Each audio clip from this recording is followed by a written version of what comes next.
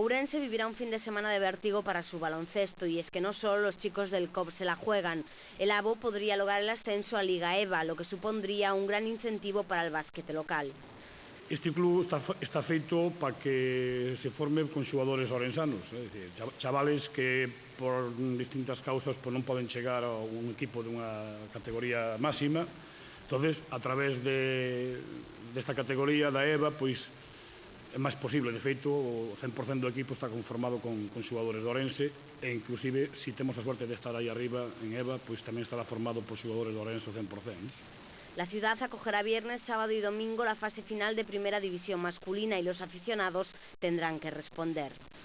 Que fagamos do pabillón dos Remedios, que o recuperemos, aquelas gloriosas tardes do Cais Ourense que animábamos, daquelas gloriosas tardes de baloncesto, que recuperemos aquel ambiente, porque eu penso que desde Cambados, desde Arzúa e desde Santiago Valvirxente, e Ourense non pode fallar.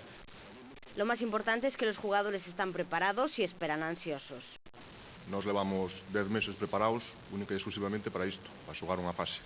E ainda por riba temos a sorte de que se celebre aquí en Ourense, pois mellor imposible. Eu, se tengo que jugar unha fase, mejor en casa, está claro. Fuera pode haber muchos problemas, árbitros, tal, y como en casa nada, tío.